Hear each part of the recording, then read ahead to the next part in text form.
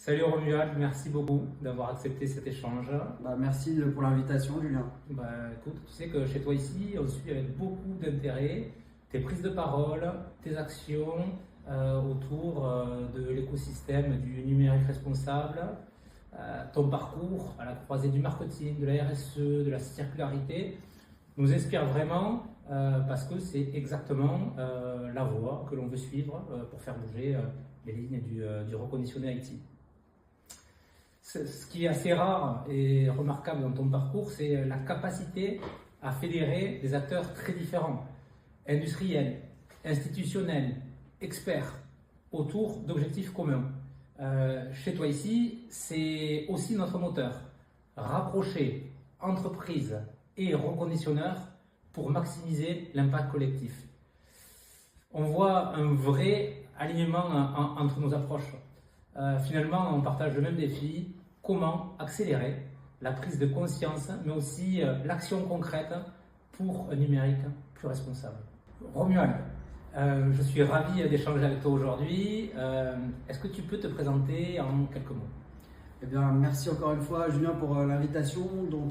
J'ai un parcours totalement dédié à l'IT depuis très jeune. C'est un secteur qui me passionne. Aujourd'hui, je suis vice-président de l'Alliance Green IT, qui est une association qui fédère tout un tas d'acteurs autour de la chaîne de valeur du numérique. Et j'ai aussi une fonction de directeur marketing au sein d'Ecologique, qui est un éco-organisme en charge de la prévention, de la collecte et le recyclage des déchets électriques et électroniques. Et donc le matériel informatique en particulier. Ok, très bien. Tu le sais, tu es un acteur reconnu comme l'un des visages incontournables du numérique responsable en France. Qu'est-ce qui a été le déclic pour toi dans cet engagement? Alors en fait, tout simplement la réglementation. À l'époque, ça date de 2004, donc il y a plus de 20 ans maintenant. J'étais importateur, j'avais ma propre entreprise, importateur de produits électroniques. Et une directive européenne qu'on appelle la directive D3E est venue mettre en place au niveau de l'Europe un dispositif qui s'appelle la REP, la responsabilité élargie des producteurs, et qui donc élargissait la responsabilité du metteur sur le marché à la fin de vie. Et donc il fallait qu'on organise dès la vente de l'équipement la fin de vie qui interviendrait un peu plus tard. Et donc c'est par cette réglementation que j'ai pris conscience des impacts environnementaux et qu'au départ de cette contrainte, c'est devenu une passion parce que j'ai compris à quel point les enjeux du numérique étaient importants et je me suis donné pour engagement de travailler, d'être utile aux enjeux autour du numérique et des impacts environnementaux des déchets électroniques en particulier. D'ailleurs, c'est ce que tu fais au sein de l'Alliance Green IT. Tu portes ces sujets depuis longtemps maintenant. J'ai une question. Comment tu perçois l'évolution de la sensibilité des entreprises aux enjeux de la circularité et de la RSE? Alors, j'ai senti vraiment un changement de maturité suite au Covid. On peut vraiment dire qu'il y a un avant Covid et un après Covid. Et puis, je mettrais aussi dans les événements emblématiques la guerre en Ukraine.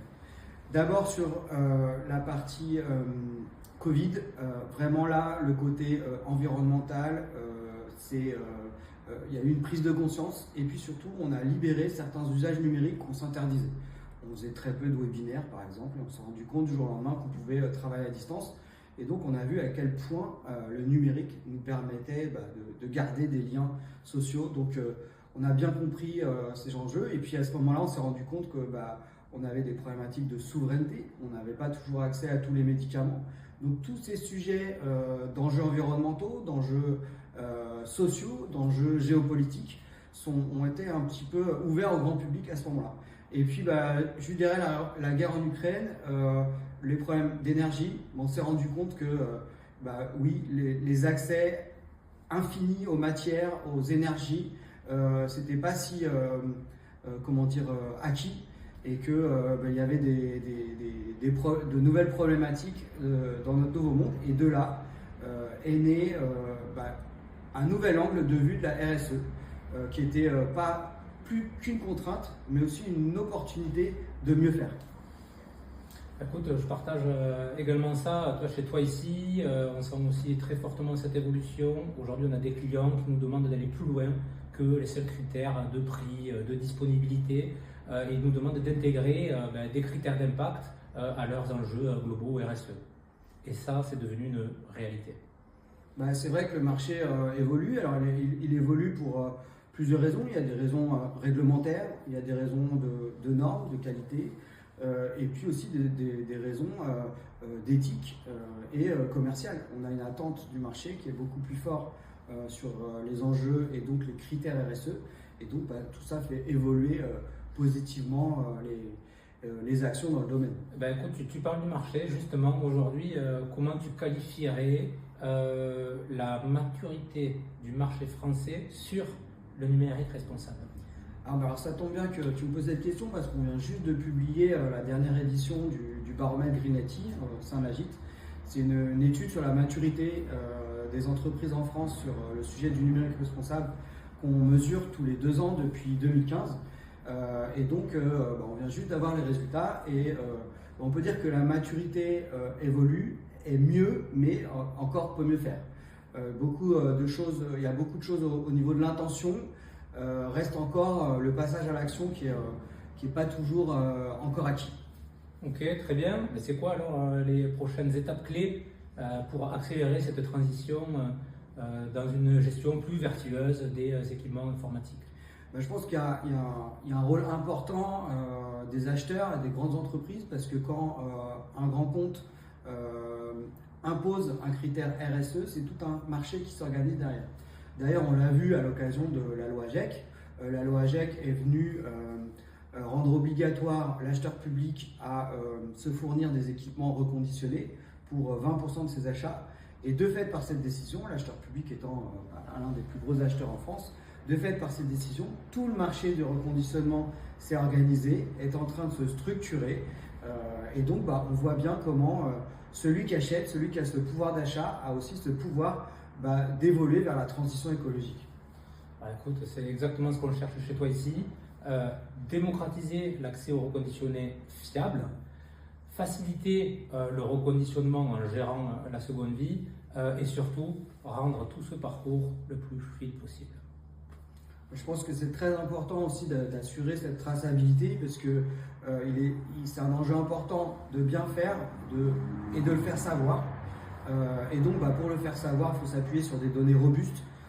Et donc, la traçabilité, le reporting, c'est un élément vraiment clé dans les choix qu'on peut faire en matière d'action RSE. Je suis 100% d'accord avec toi, mais figure-toi que grâce à ce reporting, grâce à ces datas, nous on se rend compte que le réemploi reste encore sous-exploité dans le numérique. Quels freins tu identifies aujourd'hui et surtout comment est-ce qu'on pourrait les lever collectivement pour faire beaucoup mieux? Alors c'est vrai qu'on est souvent confronté à ce qu'on appelle le business as usual. On a plein d'ambitions, puis finalement au quotidien on travaille un petit peu comme d'habitude. Donc je pense que à nouveau apporter de la donnée et du reporting va permettre à la division IT de s'aligner avec les enjeux plus globaux de l'entreprise. Et par cette donnée, en remontant au niveau groupe et au niveau de la direction RSE groupe, c'est comme ça qu'on va vraiment pouvoir mettre en avant les bonnes actions qui sont faites autour de l'IT et en même temps participer à cet effort global, qu'il soit question de décarbonation, de réduction des impacts environnementaux et même d'augmenter les bénéfices sociaux. Écoute, aujourd'hui, moi je pense que tu es un acteur clé, enfin du moins au sein de l'Alliance Green IT, au niveau du sujet du réemploi, de la réutilisation des équipements. Clairement, c'est devenu un point majeur de votre réflexion à l'AGIC. Comment tu vois le rôle d'acteurs comme toi ici pour compléter la chaîne de valeur existante? Alors, c'est vrai que le réemploi, la réutilisation et plus largement l'allongement de la durée de vie, c'est un point majeur de toute stratégie numérique responsable. Pourquoi? Tout simplement parce que les impacts environnementaux principaux naissent dès le départ, c'est-à-dire à la fabrication et plus particulièrement du fait de l'extraction nécessaire pour accéder aux matières et ensuite construire des produits. Donc c'est vraiment primordial d'allonger la durée de vie pour que cet impact qui est obligatoire, un passage obligé soit réduit, c'est allonger cette durée de vie. Et puis bien entendu, quand on arrive en fin de vie et qu'il n'est plus possible d'allonger la fin de vie, voilà, il faudra bien recycler.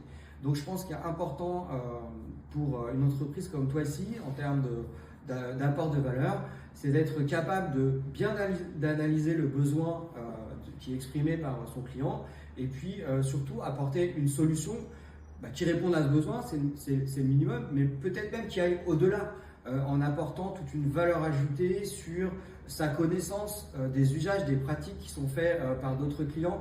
Je pense que c'est vraiment important dans le domaine du numérique responsable. On parle beaucoup de biens communs et je pense que Twicy, par ses relations, œuvre aussi à travers ces différentes relations avec différents clients à créer aussi un bien commun et à mieux organiser un marché et aussi à bien présenter les résultats qui sont apportés par une démarche numérique responsable.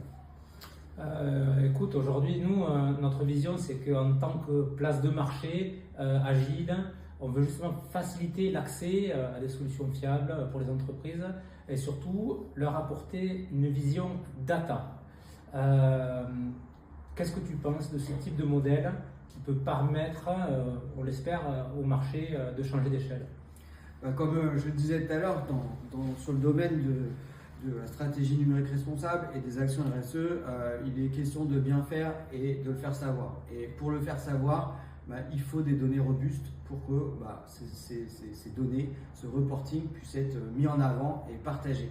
On n'atteint jamais de aussi bonne performance que quand on partage les réussites d'un succès.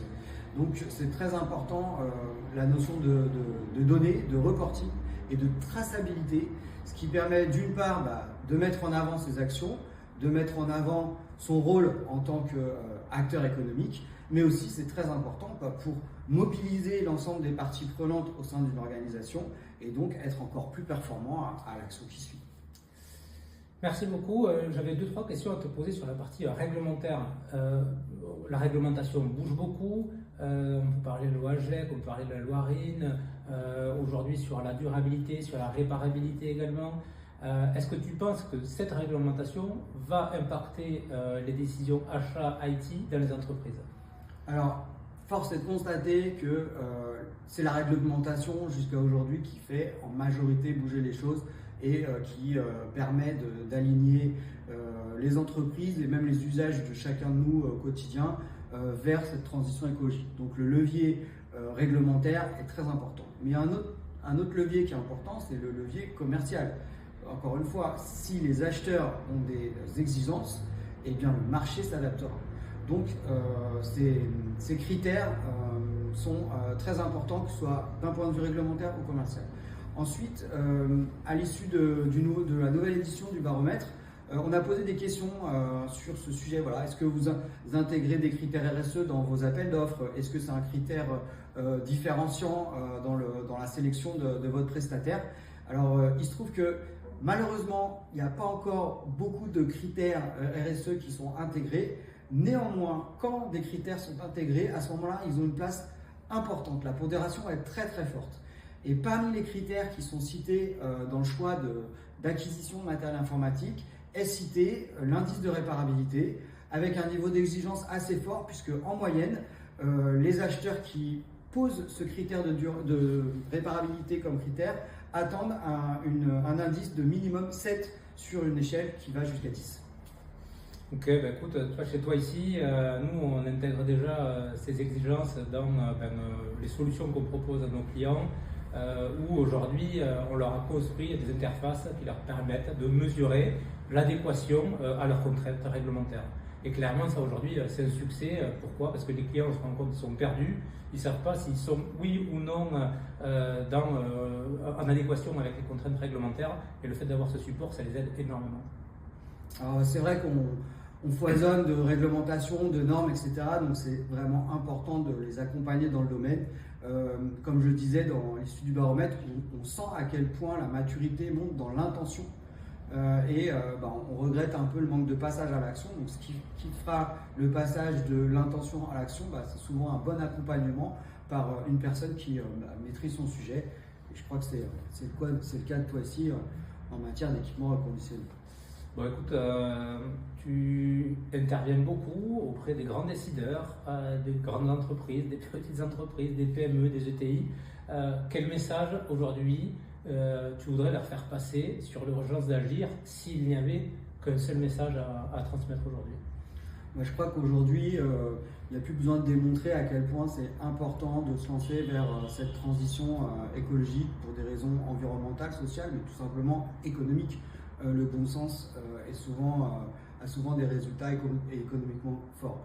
Donc, si je peux passer un message aujourd'hui auprès de ces acheteurs, c'est imposer des critères RSE. C'est grâce à vous qu'un marché s'adaptera, s'organisera et sera en mesure, par vos achats de grandes entreprises, d'en faire bénéficier à tout le reste du marché et notamment aux très petites entreprises qui sont très nombreuses mais qui ont individuellement très peu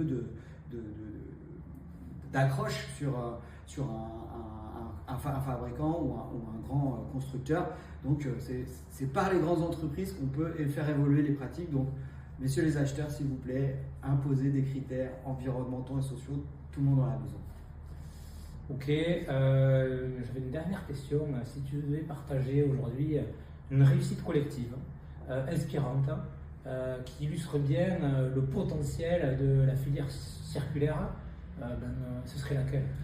C'est vrai que depuis tout à l'heure je fais référence à notre baromètre parce que c'est un petit peu l'actualité de la gîte et je crois que c'est une vraie réussite collective, d'une part par la qualité du questionnaire qui permet de mesurer cette maturité en matière de numérique responsable et aussi par le niveau d'analyse des réponses qui sont apportées par l'ensemble des membres de la gîte. L'analyse de ce baromètre est faite directement par les membres et on est une équipe quasiment de 15 personnes. Parmi ces 15 personnes, on a des très grandes entreprises, des très grandes sociétés de conseil, donc on a une vraie valeur ajoutée et tout ça part au départ de cette démarche collective de comment ensemble on fait évoluer la maturité dans le bon sens en termes de numérique responsable. Donc je suis très très fier d'être chef de projet de ce dispositif qu'est le baromètre et je profite de cette occasion pour remercier tous les membres qui bénévolement passent beaucoup de temps à analyser. Aujourd'hui on a un livrable d'une centaine de pages et tout ce travail de qualité c'est grâce à eux, donc je les remercie. Écoute, c'est à mon tour de te remercier. Merci beaucoup pour cet échange hyper riche. Ça nous conforte de plus en plus dans cette idée que les synergies entre les acteurs établis comme l'Alliance Green IT, les acteurs privés, les acteurs publics, des acteurs innovants sur le marché et les nouveaux acteurs qui rentrent petit à petit dans le secteur du reconditionné, des acteurs également comme toi ici, sont aujourd'hui essentiels pour faire avancer ce marché et pour le construire tous ensemble.